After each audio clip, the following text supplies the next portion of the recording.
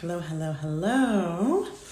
Um, this has been a very eventful week, has it not? We had the celebration of Dr. King's birthday Monday, and then we had our new president and VP inaugurated yesterday. We've had a very eventful week, and I really, it really had me thinking a lot about freedom, and about where we are and where we are not free.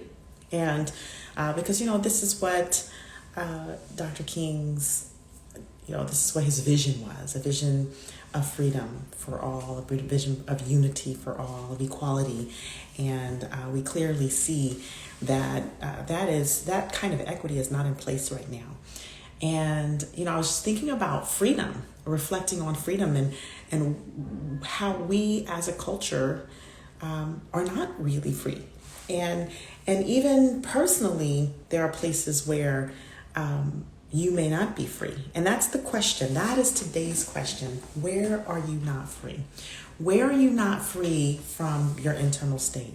Where are you not free from groupthink? You see, a lot of what has been going on is a result of agreement reality, is a result of this thing we called groupthink. And what it does is when we're not free from group thought, group influence, then we're not really able to apply discernment in our lives, right? And that groupthink can be all the way from the values of the country to all the way to down to family values, or the influence of friends and peers, the influence of an industry. When we talk about my industry, let's take for instance, I'm a physician, and when we talk about our industry and the amount of groupthink and agreement reality that goes on, there's no wonder why our doctors are burning out, because we're raised in a culture to believe that, number one, we're not anything if we're not clinicians or researchers or academians. There's nothing else out there that we can do, right? And so where does that apply in your life? That freedom from groupthink. Now, then there's the freedom on the level of internal state. Where are you not free from your own internal state? Where are you ruled by your own negative thoughts or limiting belief patterns, fears? Where are you ruled by those emotions? Because on an individual level, you can be inside of your own prison, just on an individual level. And let's be clear, all of these negative beliefs, all these limiting thoughts and values, they're not an emotions. They're not stuff that you were born with.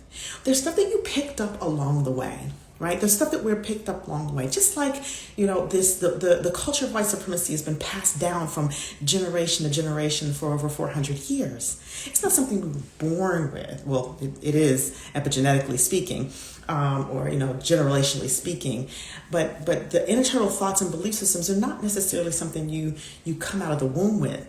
But as you interact with your family, your mom, your dad, who are the first people to start to include, that's right, that start to imbue these values on you, these belief systems on you that, like you said, might not even be true.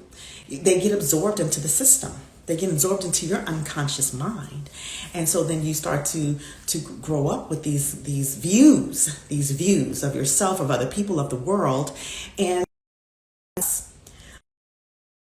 where are you limited by these internal thoughts? And what are the thoughts that you're limited by? Where are you limited by these internal emotions, these limiting emotions? What are the emotions that are limiting you, right? And it's important for us to think about that. Where are you limited by the influence of your peers, of what your peers think, of what everybody else thinks? Where are you not free from that? You can think of some examples of your life of where what your peers say to you, what your industries, what your colleagues think of you and say to you, limits your ability to make clear decisions, limits your ability to step outside the box, right? Limits your ability to truly express yourself. For example, let's talk about mental health for a moment.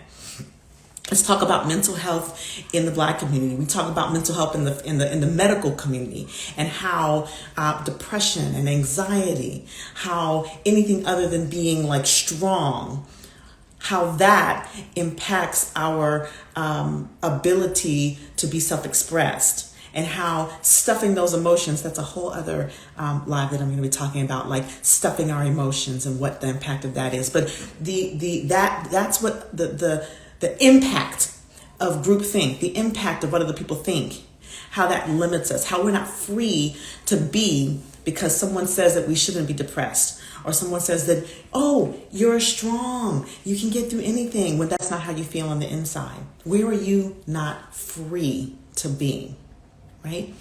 I think that we need to give ourselves permission and each other position to be free. I think it's important that we give ourselves and others permission to be free. First ourselves, because I think that we are so concerned with what the others think. And that in itself puts us in a box and puts us in a prison. But then you need to find the people in your life who listen bigger than you might even listen to yourself, right? Who listen bigger. And so when you begin to put people in your life who listen outside that box, who listen to you as bigger, who listen to you as greater, then you begin to experience a bit more freedom.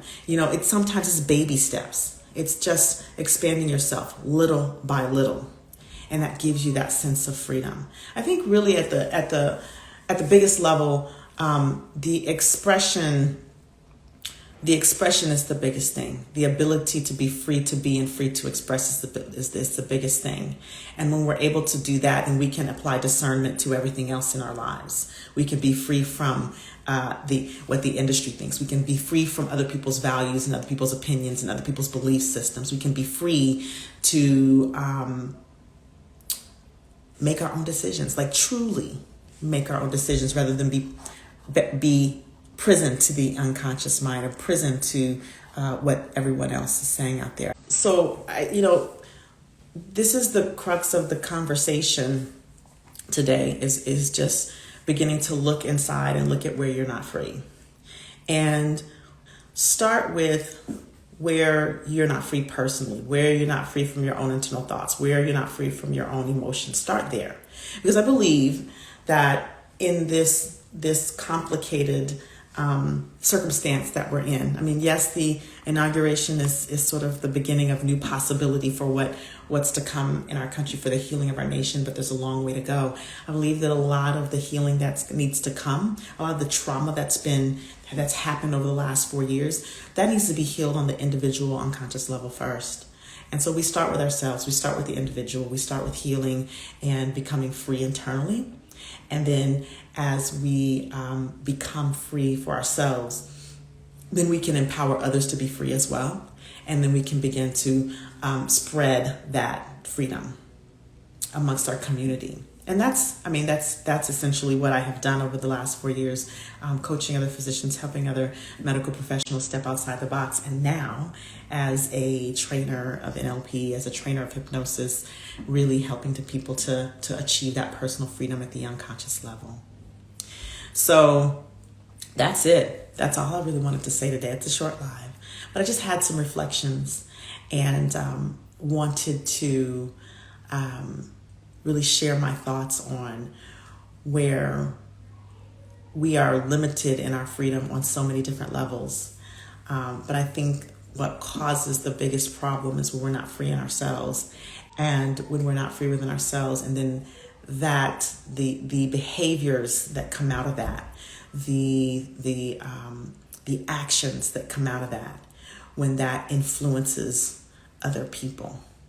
And that's where we begin to see this global type of circumstance that we're in now, to be frank. All right, so tell me what you got out of this. Put it in the comments. Share with me what your taking away is, and what is your first step to becoming free? What is your first step to, whether it's personal freedom, whether it's sharing freedom with others, helping other people, empowering other people to do the work on their own. And I want to know, inspire the people who watch this video after you. All right. So with that said, you all have a wonderful rest of the day and a wonderful rest of the week. And if any of you all know what I do by now, if you follow me, if you listen to me, you know that I'm a master NLP practitioner, a master hypnotherapist, and a trainer of both. I run certification programs. So if you want that deep personal work, you can just reach out to me by messenger. And you can message me right here on Instagram. Or if you want to train with me, then you can just click the link in the bio, read about our programs. And again, just reach right out to me. All right, I'm available. I'm available and accessible. All right, you guys have a great weekend. Stay safe. And start looking at where you're not free and looking where you can go and get free. Because that's I think, each one doing the deep work and teaching one, that's where we're going to make the biggest difference moving forward from here. All right, peace.